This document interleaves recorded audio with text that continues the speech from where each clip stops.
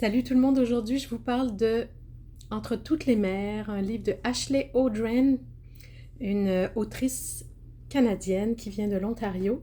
Alors ce livre qui ici est édité par le Livre de Poche, moi que j'ai trouvé d'occasion, mais quand même c'est un livre qui n'est pas si vieux que ça, il a été publié en 2021, traduit de l'anglais par Julia Kerninan. Alors initialement, Entre toutes les mers est édité sous le titre The Push par Jean-Claude Lattès Éditions. Donc, une autrice dont c'est le premier roman. Alors ça, c'est tout bonnement incroyable. Quand vous lisez ça, vraiment, c'est difficile d'imaginer que c'est son premier roman. C'est vraiment pas d'un niveau premier, là, je veux dire. C'est assez incroyable.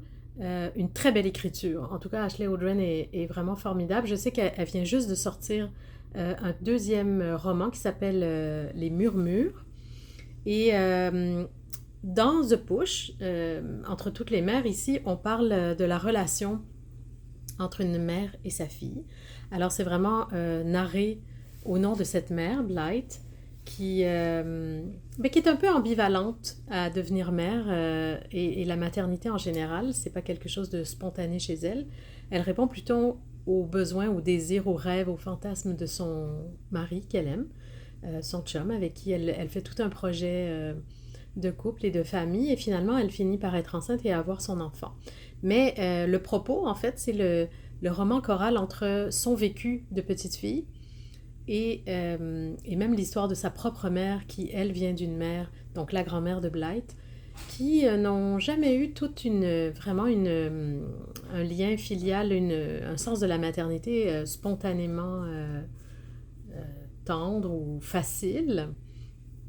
Alors, c'est un chassé-croisé entre les histoires de la grand-mère, de la mère et de Blythe. Et puis, on découvre en fait cette enfant, Violette, la petite fille de Blythe, qui n'est pas une enfant facile, alors qui ne facilite pas la tâche pour nouer les liens entre la mère et la fille. Alors, cette expérience plutôt difficile va donner lieu à certains drames et donc questionner toute cette pression sociale de devenir parent et puis de comment devenir parent dans les dictats un peu de que devrait être la maternité et comment on devrait se comporter et vivre notre parentalité. Alors évidemment, c'est des questions que j'adore. Ça m'a rappelé un peu la lecture de We Need to Talk About Kevin. Il faut qu'on parle de Kevin, le livre en 2006 de Lionel Shriver, cette Britannique qui avait écrit sur un enfant qui avait commis un crime dans une école avec une arme automatique. Et donc la mère qui écrivait au père de cet enfant et qui revisitait en fait ses souvenirs de l'enfance de Kevin. Alors c'est un peu dans la même veine. Et puis, je dirais que c'est vraiment précis. Hein. Il y a pas d'enrobage inutile, il n'y a pas de complaisance ni dans l'écriture ni dans le propos.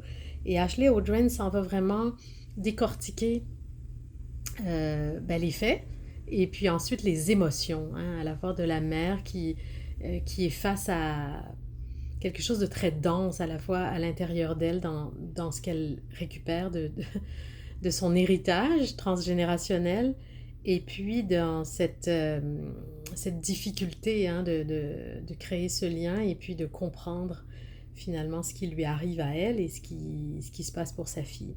Alors vous allez voir que c'est assez imposant. Évidemment, je ne veux pas gâcher les punchs. Il y a beaucoup, beaucoup de hauts et de bas. C'est vraiment écrit presque comme un thriller. Je vous dirais que c'est impossible de décrocher, là. C'est haletant au maximum. Moi, j'ai eu un peu de difficulté. J'ai dormi tard, au moins deux soirs de suite, pour avancer dans la lecture.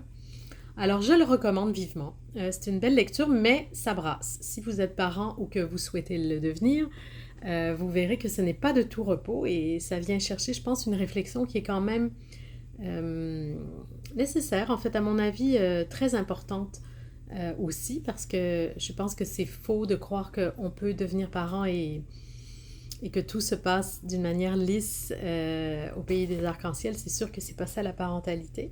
Alors ça vaut la peine d'avoir des lectures comme ça, d'être face à des objets artistiques qui nous questionnent, qui nous bouleversent et puis qui nous poussent à être critiques sur nos propres émotions.